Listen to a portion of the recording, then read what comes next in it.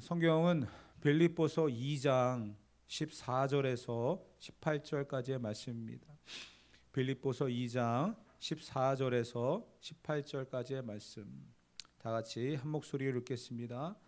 모든 일을 원망과 시비가 없이 하라. 이는 너희가 흠이 없고 순전하여 어그러지고 거스르는 세대 가운데서 하나님의 흠 없는 자녀로 세상에서 그들 가운데 빛들로 나타내며 생명의 말씀을 밝혀 나의 다람질이 헛되지 아니하고 수고도 헛되지 아니하므로 그리스도의 날에 내가 자랑할 것이 있게 하려 함이라. 만일 너희 믿음의 제물과 섬김 위에 내가 나를 전제로 드릴지라도 나는 기뻐하고 너희 무리와 함께 기뻐하리니 이와 같이 너희도 기뻐하고 나와 함께 기뻐하라. 아멘. 지난 시간에 이어서 계속 바울이 말하고 있는 하나님의 자녀로서의 삶, 그것을 우리가 계속 묵상하고 또 들어보려고 합니다. 지난 시간에 바울은 하나님께서 우리 안에 구원을 이루어가기 위해서 소원을 두고 행하신다, 이렇게 말하고 있습니다. 우리는 죄성이 많은 사람들입니다. 생각하는 것이 항상 악하고 또 행동하는 것들이 때로는 내가 의도하지 않은 바, 또 내가 생각하지 않은 바대로 행하다가 결국 악함으로 드러나는 경우들이 굉장히 많이 있죠. 끊임없이 죄성과 싸워야 되는 그런 인생입니다. 그렇지만 그 가운데서 하나님께서는요, 우리의 구원이 온전하도록 힘을 주시고 에너지를 주시고 능력을 주시고 그것을 하나님의 기쁘신 소원으로 우리에게 역사하셔서 오늘도 우리가 구원에 합당한 삶을 살아가도록 인도하시는 분인 줄 믿습니다. 하나님께서는요, 그냥 우리가 구원받았기 때문에 이거는 안 돼라고 하면서 어떤 선을 그어놓고 그렇게 하기를, 또 그렇게 되기를, 그리고 그 선을 넘어가서 제대로 지키지 아니하면 벌하시는 그러한 분으로서 기억되는 것이 아니라 언제나 우리의 지성을 사용하셔가지고 우리가 바른 길을 가도록 스스로 깨닫고 돌아서게 하시며 또 순종이라고 하는 그러한 단계로 나아가도록 붙드시는 분임을 지난 시간에 말씀을 드렸습니다. 그런 가운데서 하나님은 이 구원을 이루어가는 우리의 삶, 구원을 이루어가는 두렵고 떨림으로 살아가는 그 삶의 현장에서 하나님은 언제나 오래 참으시는 분이라는 것을 우리가 기억을 해야 될 줄 믿습니다. 만약에 하나님께서 그 참으심을 어떤 숫자적인 기회로 내가 3번, 4번 아니면 1000번 그런 식으로의 어떤 숫자적인 그러한 기준으로 삼아놓고 우리를 참으셨다고 한다면 아마도 우리는 그 숫자를 이미 벗어나는 그런 삶을 살았을 것입니다. 그래서 구원에 제외되는 그런 일들도 생겼겠죠. 그렇지만 하나님께서는요, 그런 숫자적으로 우리를 용서하시는 분이 아닙니다. 오래 참으시고 끝까지 참으시는 분입니다. 그렇기 때문에 우리의 구원이 더 값지고 은혜로운 것인 줄 믿습니다. 만약에 그러한 기준으로 우리에게 다가오셔서 구원을 이야기하셨다고 한다면 아무도 믿을 수 있는 사람이 없을 거예요. 아무도 회개할 수 있는 기회를 얻을 수가 없을 겁니다. 끝없이 참으시는 그 하나님의 사랑과 인내가 있기에 오늘도 우리는 하나님 앞에 구원받은 사람으로서 살아가는 줄 믿습니다. 우리가 오늘 이제 어버이 주일을 보내죠. 이번 한 주간에는 어버이날도 있었습니다. 자녀들이 성장을 하고 철이 들어야 부모의 마음과 부모를 이해하더라고요. 그 부모를 이해하는 데 있어서는 많은 시간이 필요하고요. 또 철이 들어야 됩니다. 생각이 철이 들어야 되고요. 또 환경이 철이 들어야 돼요. 그러지 않고서는 부모가 내게 베풀어 준 것들, 부모가 내게 해준 모든 것들을 그냥 당연하다는, 마땅하다는 것으로 이해하고 오히려 풍족하지 못함을, 내가 원하는 대로 가지지 못함을 원망하는 그런 경우들을 많이 보게 되어집니다. 하나님도 마찬가지예요. 하나님이 우리에게 끝없이 참으시고 기다리시는 것은요, 우리가 철이 들기를 바라는 거예요. 우리가 영적으로 성장하고 성숙한 그런 믿음의 사람이 되어지기를 기다리고 계신다는 거예요. 그렇기 때문에 횟수를 정해놓는 게 아니에요. 기간을 정해놓는 게 아니에요. 끝없이 오래 참으시고 기다리신다는 겁니다. 그리고 우리가 실망하지 않도록 우리 안에 소원을 두고 행하시면서 그 구원을 이루어 가시는 분, 그것이 바로 우리의 하나님이라는 것을 우리가 잊지 않고 살아갔으면 좋겠습니다. 그런데 이렇게 하나님이 우리에게 소원을 두고 두렵고 떨림으로 구원을 이루어 가도록 인도하시는 가운데서 바울을 통해서 우리에게 요구하시는 한 메시지가 있습니다. 그게 뭐냐면 14절의 말씀이에요. 다 같이 한번 14절을 읽어보도록 하겠습니다. 모든 일을 원망과 시비가 없이 하라. 아멘. 모든 일을 원망과 시비가 없이 하라 라고 하는 전제를 말하고 있습니다. 사실 이 원망과 시비라고 하는 것은 우리의 삶에 가장 많이 드러나는 감정이고요, 또 가장 많이 부딪히는 그런 일들일 것입니다. 하나님을 두렵고 떨림으로 구원을 이루어가는 그런 믿음의 백성들 가운데 어떻게 보면 가장 가깝고 가장 나에게 드러나는 그러한 감정일 텐데, 이러한 것들을 없이 하라, 아예 없이 살아갈 수 있을까요? 원망과 시비가 없는 그러한 삶을 과연 살아갈 수 있을까요? 그것은 참 쉽지 않은 부분이거든요. 그렇기 때문에 어떻게 보면 이것을 우리가 목숨을 걸고 지켜야 될 가장 비장한 내용이 아닐까, 우리는 그렇게 접근을 해보아야 한다는 거죠. 하나님께서는 우리에게 구원을 이루어가라 라고 말하면서 원망과 시비가 없는 모든 일에 원망과 시비가 없는 그러한 삶을 살아가라 라고 말하고 있는데, 이것은 자기 중심적인 삶을 내려놓고 하나님 중심으로 살아가라 라는 그런 말이기도 하고요, 바울이 빌립보서를 통해서 계속 하는 그 내용의 말씀 중에서 자기의 일만 돌아볼 뿐만 아니라 남의 일도 돌아볼 줄 아는 그러한 마음을 가지고 살아가라는 내용을 또다시 이런 표현으로 하고 있는 것인데요, 우리의 죄성이 다른 사람에게 영향을 줄 수 있고 그 죄성이 또 구원의 문제까지 연결되어지기 때문에 우리는 이 원망과 시비에 대한 문제까지도 심각하게 생각해 보고 살아가야 된다는 거죠. 왜 원망과 시비가 없는 그런 삶을 살아가야 되느냐? 15절의 말씀에 보면 이렇게 또 이야기를 했습니다. 15절 말씀을 다 같이 읽어봅시다. 이는 너희가 흠이 없고 순전하여 어그러지고 거스르는 세대 가운데서 하나님의 흠 없는 자녀로 세상에서 그들 가운데 빛들로 나타내며. 아멘. 성도가 이 시대를 살아가면서 어떻게 살아가야 되느냐? 원망과 시비가 없는 삶을 살아가는 그 삶의 현장. 그런데 세상은 만만하지가 않다는 거죠. 어그러지고 거스르는 세대라는 거예요. 이것은 2000년 전에 기록된 메시지입니다. 근데 지금의 현실을 보더라도 사실 이 사회가, 이 세상이 내가 생각한 대로는 되지 않잖아요. 어그러졌다라고 하는 것은 완전하게 굽어서 왜곡되어지고 삐뚤어졌다라는 그런 뜻이고요, 거스른다라고 하는 것은 대적하고 공격한다라는 그런 의미입니다. 어그러지고 거스르는 세대, 삐뚤어졌다는 거예요. 잘못됐다는 거죠. 그렇기 때문에 원망하고 시비를 건다는 거예요. 정치적으로나 사회적으로나 문화적으로나 나에게 맞지 않기 때문에 원망하고 시비하는 거예요. 그렇기 때문에 바울은 이야기하는 거예요. 두렵고 떨림으로 하나님이 내 안에 소원을 두고 행하시는 그 믿음의 길을 걸어가는 성도가 어그러지고 거스르는 세대 가운데서 원망과 시비가 없는 삶을 살아가야 진정한 구원을 이루는 삶이다, 이렇게 말하고 있다는 거예요.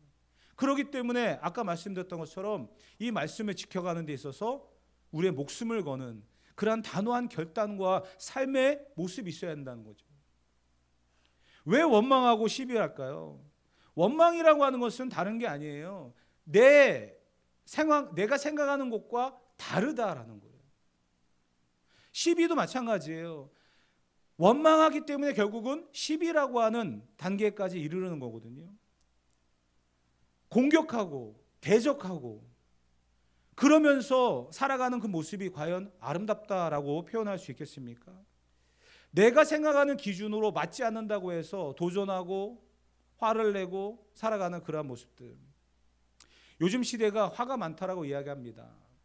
그렇지만 예전에 비해서 지금은 그 화를 내는 것조차도 법으로 제한을 하면서 다스리게끔 하죠. 그렇지만 그게 쉽지는 않아요. 어느 날 유튜브에 그런 영상이 뜨더라고요. 요즘에는 보복운전이라고 하는 게 있습니다. 내가 가는 길을 갑자기 끼어들었다든지, 아니면 내가 가고 있는데 누군가 방해를 해가지고 또 그거에 기분이 나빴다든지, 그래가지고서 뭐 크락션을 누른다든지, 아니면 가다가 앞을 막는다든지, 막 이런 일들이 생기거든요. 보복운전이에요. 근데 그런 가운데서 어떠한 남자가 자기 앞에를 막는 그 차에 문을 열고 나와가지고서 망치로 본네트를 다 그냥 두들겨 패고, 그리고 심지어는 그 화가 안 풀렸는지 백미러까지 그냥 깨고 가더라고요. 그 영상을 이제 유튜브에 올려놨어요. 결과가 어떻게 됐을까요? 보복운전이기 때문에 자기의 감정을 추스리지 못한 거에 대한 책임을 져야 되죠. 거기에 맞는 형벌이 따라온다는 거예요. 내게 맞지 않는다고, 내가 생각한 대로 되지 않는다고 원망하고 시비를 거는 그러한 시대, 그것은 지금뿐만이 아니라 2000년 전에도 그랬고요, 그 이전에도 그랬어요. 이스라엘 백성들을 출애굽시키는 그런 과정 속에서 하나님은 약속의 땅을 갈 것을, 또 그곳으로 인도할 것을 말씀하셨습니다. 그 과정 속에서 광야라고 하는 그 현 상황은 너무나 불편했거든요. 그들은 그 상황을 자기가 지금까지 지내왔던 상황과 완전히 다르다는 이유로, 또 자기들이 생각하는 그러한 기준에 못 미친다는 이유로 하나님을 향하여 원망과 시비를, 그러니까 원망으로 시작해서 하나님을 대적하는 거죠. 하나님이 어디 있느냐. 그들은 분명히 애굽에서 10가지 재앙을 통해서 전능하신 하나님이 어떤 분인지를 알았고요, 출애굽하는 과정 속에서 그들은 홍해라고 하는 엄청난 기적의 현장을 경험하고 통과한 사람들입니다. 그럼에도 불구하고 광야에서 그들은 끊임없이 원망을 하죠. 왜 우리가 먹는 것이 매일 만나와 메추라기 뿐이냐, 왜 이렇게 어려운 환경 속에서 우리는 계속 살아가야 되느냐, 하나님이 약속하신 가나안 땅은 어디냐, 언제 들어가느냐. 계속해서 그들은 자기 중심적으로 자기의 생각의 기준으로 모든 것들을 해석했다는 거예요. 그렇기 때문에 원망하고 시비하는, 그 시비의 대상이 누구였어요? 결국은 하나님이었다는 거죠. 하나님께서 그들을 어떻게 하셨습니까? 하나님이 들린 대로 그들을 형벌하셨죠. 뭐라고 얘기했어요? 그들이 우리가 이렇게 살다가 죽겠다라는 말을 했어요. 그 들린 그 말대로 하나님께서는 그들을 광야에서 다 죽게 하셨습니다. 결국 우리는 내 기준과 내 생각으로 살아간다? 물론 아무 생각 없이 살아갈 수는 없죠. 분명히 내 기준과 내 생각이 있어야만 합니다. 그런데 자기 중심적인 생각과 사고가 하나님 앞에서 어떻게 우리가 평가를 받을 것인가, 그 감정과 그 생각이 무너졌다고 해서 우리는 원망하고 시비하는 삶을 살아갈 것인가, 그래서는 안 된다라고 바울은 우리에게 이야기하고 있어요. 왜 그러냐면 원망과 시비가 없는 삶의 결과들이 15절에 이는 너희가 흠이 없고 순전하여 하나님의 흠 없는 자녀로 세상에서 그들 가운데 빛들로 나타내기를 원한다, 그런 뜻이 있기 때문입니다. 보세요. 우리는 분명히 다름을 알고 살아가야 됩니다. 물론 이 안에서 다름은 우리끼리의 어떤 그 다름을 인정할 수 있어야 되거든요. 세대가 다르고요, 성별이 다르고요, 학력이 다르고요, 출신 지역이 다르고요, 생각이 다 달라요. 그 다름을 일단 먼저 인정하면서 이해하는 그런 모습도 있어야 될 것이고요, 이 세상 가운데 우리가 빛들로 살아가면서 그리스도인이라고 하는 다름도 분명히 알고 살아가야 됩니다. 분명히 이 상황 속에서는 원망도 해야 되고 시비도 있어야 되는데 안 하더라는 거예요. 왜 그런가 알고 봤더니 그리스도인이라는 거죠. 그런 다름이 있어야 된다는 거예요. 분명히 이 상황에서는 화를 내야 되고, 이 상황에서는 원망을 해야 되고, 이 상황에서는 싸워야 되는데 가만히 있더라는 거예요. 그러한 다름이 결국은 하나님의 흠없는 자녀로서 살아가는, 원망과 시비가 없는, 두렵고 떨림으로 구원을 이루어가는 성도의 자세다라고 본문은 이야기하고 있습니다. 사실 쉽지만 않죠. 모든 것을 다 참아야 될까? 그러지만도 않거든요. 어떤 것은 참아야 되고 어떤 것은 참지 말아야 될까? 그 기준도 우리가 참 정하는 것도 쉽지만은 않습니다. 그런데 본문에서 그 답을 우리에게 또 정확하게 하고 있거든요. 그 부분을 좀 이따가 한번 살펴볼 텐데요.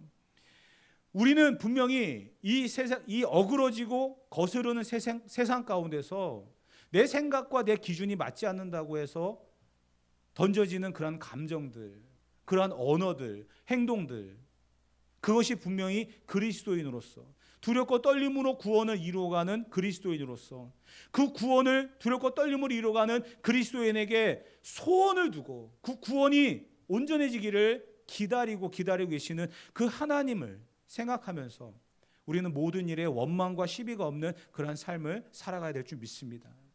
그러면 어떠한 기준으로 우리가 이 어그러지고 거스른 세대 가운데서 원망과 시비가 없는 그러한 삶을 살아갈 수 있을까요? 답은 성경 안에 있다고 말씀을 드렸죠. 16절 말씀 다 같이 한번 읽어보도록 합시다. 16절 말씀입니다. 생명의 말씀을 밝혀 나의 다름질이 헛되지 아니하고 수고도 헛되지 아니하므로 그리스도의 날에 내가 자랑할 것이 있게 하려 함이라. 아멘. 어그러지고 거스르는 세대 가운데서 원망과 시비가 없는 그리스도인, 두렵고 떨림으로 구원을 이루어가는 하나님이 그 소원을 두시고 행하시는 그리스도인의 삶의 모습에서 어떻게 하면 어그러지고 거스르는 세대 가운데서 원망과 시비가 없는 삶을 살아갈까? 16절 말씀에 뭐라고 되어 있냐면 생명의 말씀을 밝히라라고 이야기하고 있습니다. 그러니까 결국은 우리가 말씀 중심으로 살아가야 된다라는 거죠. 말씀 중심으로 살아가지 아니하면 원망과 시비가 계속해서 일어날 수밖에 없다는 거예요. 그런데 여러분, 이 말씀을 어떻게 적용하고 받아들일까? 이것이 또 하나의 숙제이고 또 우리들이 힘써야 될 부분이거든요.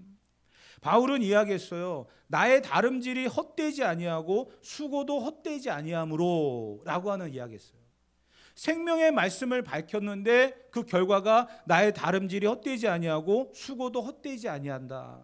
그 이야기가 뭘까요? 바울은 강단에서 계속해서 복음을 이야기했고 말씀을 전했습니다. 빌립보 교회 같은 경우는 특별한 애착을 가지고 세워진 교회라고 말씀을 드렸잖아요. 매를 맞고 감옥에 갇혔을 때 찬송과 기도로 옥문이 열리고 그리고 간수장이 구원을 받고 자주장사 루디아가 교회를 세운 곳, 그것이 바로 빌립보 교회입니다. 특별한 애착이 있는 교회예요. 그 교회 성도들에게는요 애틋한 마음이 있어요. 그러한 교회입니다. 그 교회에 바울은 열심을 다해서 말씀을 가르쳤고 훈련을 시켰어요. 그런데 들려오는 이야기가 다툼이에요. 허영이에요. 원망과 시비예요. 그런 이야기를 듣는 바울의 마음은 어떠했겠습니까? 지금 달려갈 수도 없어요. 왜냐하면 지금 그는 옥에 갇혀 있거든요.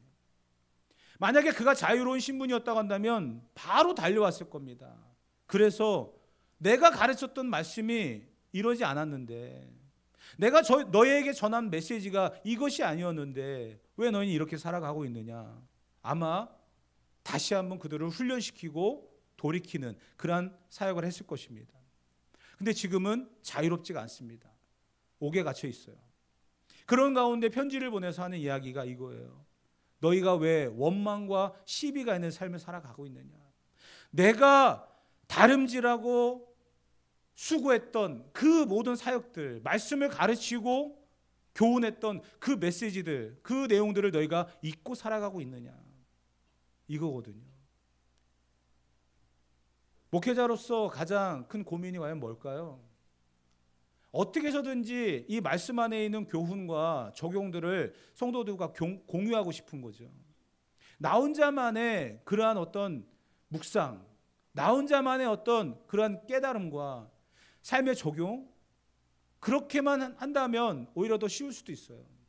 하지만 이 모든 것들을 성도들과 같이 공유하고 성도들이 어떻게 하면 말씀대로 살아갈 것인가를 훈련시키는 거, 그게 바로 목회자들의 끊임없는 고민이거든요.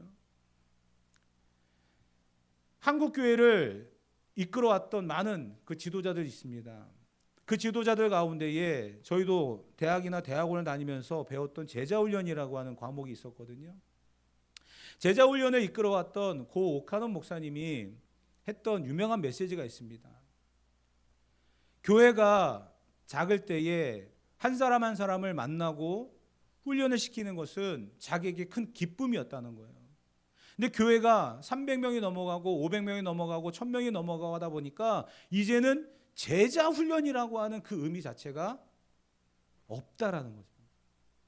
그러면서 그 많은 사람들이 모여있는 공동체 안에 자기 주장, 자기의 생각, 제자 훈련을 했다라고 하는 사람들이 그리스도의 제자가 되지 못하고 자기의 주장과 자기의 생각을 내세우면서 가는 그 모습을 보고 그분도 그런 얘기 하시더라고요. 제자 훈련 실패했다. 분명한 것은 목회자들의 끊임없는 고민이에요. 어떻게 하면 성도들이 이 생명의 말씀을 밝혀 그 말씀 중심으로 살아가게 만들 것인가. 여러분들이 연말 되어지면 1년 동안 읽은 성경의 내용들을 가지고 시상하고 평가도 하죠. 성경 많이 읽으시는 거 감사합니다. 그런데 여러분, 다독하는 것도 좋지만 정독하는 것도 중요하거든요. 한 절을 가지고 여러분들 일주일을 씨름해 보신 적 있습니까? 한 절에 한 문장, 한 단어 가지고 일주일을, 한 달을 씨름해 보신 적 있습니까? 지난주에 여러분의 말씀을 드렸잖아요. 하나님이 내 안에 소원을 두고 행하신다라고 하는 이 하나님의 소원이라고 하는 이 한 단어가 일주일 동안 저에게는 너무나 두렵고 떨리고 또 행복하고 그러한 경험들이 여러분들에게 있습니까? 여러분들 각자 한 사람 한 사람이 생명의 말씀을 내 것으로 만들고 그 말씀대로 살아가도록 몸부림치는 삶을 살아야 된다는 거예요. 그렇게 가르치는 게 또 목회자의 또 사명이기도 하고요. 그렇게 되지 않은 모습을 보면서 또 안타까워하는 것, 그 스트레스, 그 아픔을 여러분들이 알고 계십니까? 왜 제가 우스갯소리로 그런 얘기를 드렸겠어요? 우리 교회 이 통로에는 피가 흘러야 된다. 그 이야기를 왜 제가 농담 삼아서 했겠어요? 왜 저 뒤에다가 커피도 쌓아놔야 되고 바카스도 쌓아놔야 되고 왜 그래야 되냐고 왜 제가 말씀을 드렸겠어요? 물론 그 모든 책임은 저에게 있어요. 제가 설교를 재미있게 안 하거든요. 딱딱하고 뭔 내용인지 모를 그런 내용들을 많이 하기 때문에 분명한 책임은 1차적인 책임은 저한테 있고, 하지만 그래도 여러분들에게 부탁하면서 또 요구하는 것은 이 말씀이 여러분들의 삶에 하나님의 자녀로서 두렵고 떨림으로 살아가는 그 현장에 적용되어지길 바라고, 그러면서 원망과 시비가 없는 그리스도인으로 살아가길 바라고, 바울이 이야기하는 것처럼 그의 걸음이, 그의 다름질이 헛되지 아니하고 그의 수고가 헛되지 아니하는 그 결과가 되기를 원하는 마음처럼 오늘도 여러분들에게 이 메시지를 전달하고 있는 거거든요. 사랑하는 성도 여러분, 이 시대를 어그러지고 거스르는 세대 가운데서 그리스도인들이 과연 어떻게 살아갈까? 답은 생명의 말씀 외에는 없습니다. 그냥 말씀이 아니에요. 생명의 말씀이라는 거예요.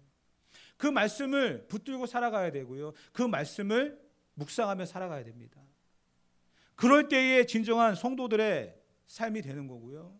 교회가 과연 무엇입니까? 교회는 그냥 모여서 친목 쌓는 공동체가 아닙니다. 하나님 말씀 중심으로 살아가는 거죠. 그 말씀 붙들고 살아가는 게 교회입니다. 어디 가서 이런 이야기를 듣고 어디 가서 이런 관계를 맺을 수 있습니까? 그런데 교회 안에서 다른 이야기하고 다른 말이 퍼지면 그거는 교회가 교회다움을 잃어버리는 거죠. 교회 안에서 자꾸만 말씀 가지고 서로를 위로하고 힘을 주고 권면하고 같이 기도하는 그러한 공동체로 세워져 가야 될 줄 믿습니다. 그게 바로 생명의 말씀을 밝히는 거죠. 바울은 이러한 가운데서 그리스도의 날에 내가 자랑할 것이 있게 한다라는 그런 메시지로 마무리 지었습니다. 어그러지고 거스른 세대 가운데서 원망과 시비가 없는 두렵고 떨림으로 구원을 이루어가는 성도들의 삶이 바울에게는 그리스도의 날에 자랑할 것이 되어진다. 그렇게까지도 이야기했어요. 여러분, 근데 그렇게 되는데 어떠한 일이 또 벌어져야 될까요? 그것은 17절과 18절 말씀에 보게 되어지면 이렇게 결론을 내리고 있습니다. 다 같이 읽어봅시다. 만일 너희 믿음의 재물과 섬김 위에 내가 나를 전제로 드릴지라도 나는 기뻐하고 너희 무리와 함께 기뻐하리니 이와 같이 너희도 기뻐하고 나와 함께 기뻐하라. 아멘. 결국은 자기 죽음이라는 거예요. 십자가 앞에 자기를 죽이지 아니하면 생명의 말씀을 밝힐 수가 없다는 거죠. 여러분, 우리 시대에는 잘 사용하지 않지만 촛불이라고 하는 게 있습니다. 양초를 태우게 되면 빛이 나오는 거죠. 근데 여러분, 그 양초도 빛을 내기 위해서는요, 녹아내려야만 하는 거예요. 소금도 맛을 내기 위해서는 녹아내려야 한다는 거죠. 생명의 말씀을 밝히기 위해서는요, 십자가 앞에 내가 죽지 아니하면 안 된다는 거예요. 바울은 이야기해요. 너희 믿음의 재물과 섬김 위에 내가 나를 전제로 드릴지라도. 전제라고 하는 것은요, 완전히 부셔가지고 쏟아붓는 거거든요. 그러한 상태로 자기를 날마다 죽이는 자가 바로 바울이었다는 거고요. 그러한 가르침과 그러한 열정을 가지고 빌립보 교회를 인도해 왔다는 거죠. 그런데 빌립보 교회 성도들이 어떻게 했다고요? 원망과 시비, 분열과 다툼, 허영으로 살아가는 그러한 삶의 모습을 보였다는 겁니다. 그래서 오늘 이 메시지를 전달하는 거예요. 사랑하는 성도 여러분, 말씀이 우리 가운데 역사가 일어난다고 한다면 그 말씀은 그냥 내게 듣기 좋은 메시지로만 들려지는 것이 아닐 것입니다. 말씀은 우리에게 찌르는 칼이에요. 우리를 잘라내는 칼입니다. 도려내야 됩니다. 다듬어야 됩니다. 그래야만 그리스도의 사람이 되는 거예요. 그리스도의 인격을 닮아가는 거고요. 그리스도의 겸손을 배우는 삶을 살아가게 되는 줄 믿습니다. 생명의 말씀이 우리 가운데 들려지고 적용되어져서 어그러지고 거스르는 이 세대 가운데서 원망과 시비가 없는 정말 다르게 살아가는 그리스도인이 되어지기를 주님의 이름으로 축복하고요. 그 삶 가운데서 하나님의 기쁨이 되어지고 하나님의 기쁨을 온전히 선포하면서 흠없고 순전한 하나님의 자녀로 살아갈 수 있는 저와 여러분 되어지기를 주님의 이름으로 축복합니다.